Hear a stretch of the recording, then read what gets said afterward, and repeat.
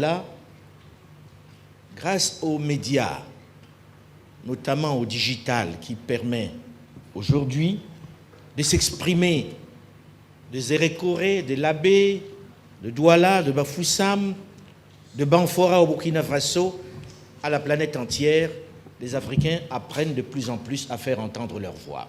C'est urgent. C'est urgent que l'on entende ce que nous pensons. Parce que pendant trop longtemps, nous n'avons écouté que ce que les autres pensaient de nous. Un peu comme ces documentaires animaliers où on parle du singe, du bonobo, etc., sans jamais donner la parole au bonobo, encore moins au lion. Nous avons décidé de prendre la parole. Plus besoin de milliards de dollars pour avoir un média pour pouvoir s'exprimer. Exprimez-vous, les jeunes. Seulement voilà. Se plaindre, dénoncer ce qui nous a été fait, c'est important, très important. Parce qu'il faut que le monde sache le mal qui nous a été fait pendant des siècles et des siècles.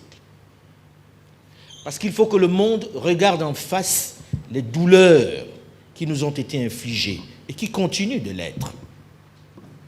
Mais ça ne suffit pas. Quand vous avez perdu quelqu'un, vous pleurez un moment et puis il faut vous lever pour aller travailler. Parce que vous n'allez pas mourir avec la personne. Vous n'allez pas pleurer indéfiniment. Continuez de pleurer, c'est vrai. Mais continuez plutôt de dénoncer, c'est vrai. Mais le moment est venu de nous construire par nous-mêmes. Le moment est venu d'avoir un projet. C'est cela, Mansa. Mansa, ça veut dire, pour nous qui sommes réunis ici, construire un projet. Se plaindre ne constitue pas un projet. Pleurer ne constitue pas un projet. Ayons notre projet qui nous ressemble, nous.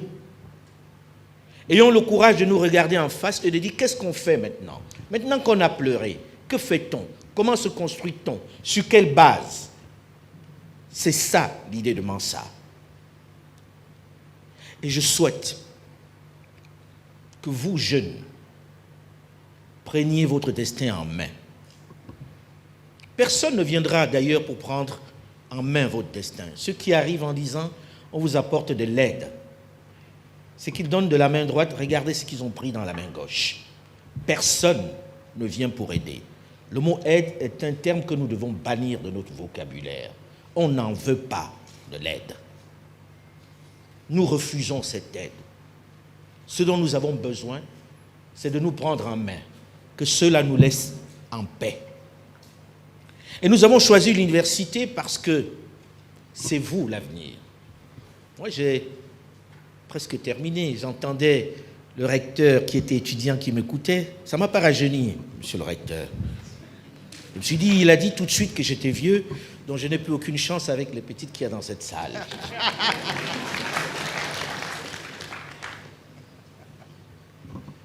La balle est dans votre camp. Ce que nous entreprenons, nous sommes conscients que nous ne verrons pas le résultat. À 60 balais, je ne crois pas que je serai là pour voir la grande transformation qu'il va y avoir. Et nous avons décidé de commencer. De commencer pour que vous récupériez, pour que vous nous chassiez. Ce que nous donnons, nous ne disons pas que nous avons la science infuse. Regardez-nous, nous essayons. Parce qu'on refuse de rester les bras croisés. Il y a une phrase que mon ami Cheikh Travali dit régulièrement. Nous préférons nous tromper avec nos idées que nous tromper avec les idées des autres. Ce n'est pas de moi cette phrase, hein. Je l'ai piquée et je m'étais dit je vais la ressortir. Nous préférons nous tromper avec nos idées qu'avec les idées des autres.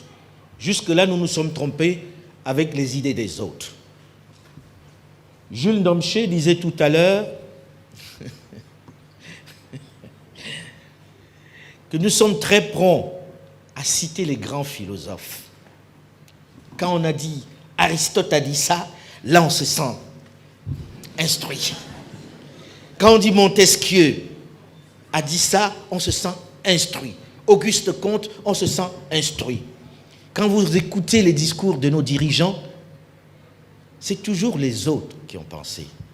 C'est toujours les autres qu'ils citent. J'ai rarement entendu citer Kourouma, Cheikh Anta Diop ou autres penseurs. Est-ce que ce n'est pas la preuve même que nous ne nous faisons pas confiance? À moins que nous pensions que nous ne pouvons pas réfléchir. Mais c'est une grosse insulte à nous-mêmes. Nous voulons changer cet état des choses. Parce que dans cette salle, autant de cerveaux réunis, en ligne, autant de cerveaux réunis ne peuvent pas subir ce que les autres ont installé pendant tant d'années. Soyez mansa pour dire non à ça. Soyez mansa pour penser par vous-même. Soyez mansa pour dire, au fait, qui suis-je? Est-ce que ce qu'on me propose correspond à moi? Ce n'est pas pour dire que vos profs ne soient pas bons, hein? Sauf qu'ils sont faits dans le même logiciel que moi-même. Parce que quand je sortais de l'école, auréolé du diplôme que j'avais, le monde pour moi m'appartenait. Je savais tout. Sauf que quand je viens dans mon pays et je regarde dans quel état les intellectuels, ou du moins les diplômés ont mis nos pays, je me dis qu'il y a un vrai problème. C'est le moment peut-être pour vous de vous interroger dessus, sans rejeter l'éducation, parce que c'est dans l'éducation qu'est la clé, mais quelle éducation pour nous? C'est pour ça que nous sommes venus vous voir. C'est pour ça que Mansa se déplace un peu partout, pour que nous discutions. Nous n'apportons pas la vérité. Nous venons pour qu'on partage, qu'on crée ensemble un projet qui nous ressemble, un projet qui soit le nôtre. On va se tromper, on va se casser la gueule, mais c'est en tombant que l'on apprend, c'est en échouant que l'on apprend. Arrêtons d'avoir peur d'échouer. Dans l'échec, il y a de l'apprentissage. Arrêtons d'être les esclaves des autres qui nous font croire que parce que nous avons échoué, nous devons récupérer ce qu'ils ont fait. Je finis avec une toute petite boutade, parce que je reviendrai. On nous avait dit que c'est les autres qui viendraient nous protéger. Les Maliens, pendant un bon moment, ont eu peur d'affronter les autres tout seuls. Ils ont invité d'autres pour les accompagner, à lutter contre les obscurantistes qui avaient été suscités dans le nord de leur pays et qui gagnaient lentement leur pays comme un cancer. Et puis un jour, un homme a dit, on en a assez. Nous voulons aller à la conquête de notre pays qui est en train d'être pris. Lorsqu'il a exprimé ce point de vue, les autres en ont fait le diable en personne. Infréquentable. On a puni les Maliens. On les a privés de tout ce qu'il y avait qui venait de l'extérieur, en croyant qu'ils ne résisteraient pas. On leur avait donné 3 mois maximum pour ne pas se tenir debout, selon les calculs très savants de ceux qui nous disent la vérité chaque matin. À ces Maliens, on avait empêché de rentrer dans l'une des villes les plus importantes de leur pays, Kidal. Depuis quelques jours, les autres sont partis et les Maliens ont repris Kidal. Et personne n'en parle, parce que ça gêne tout le monde.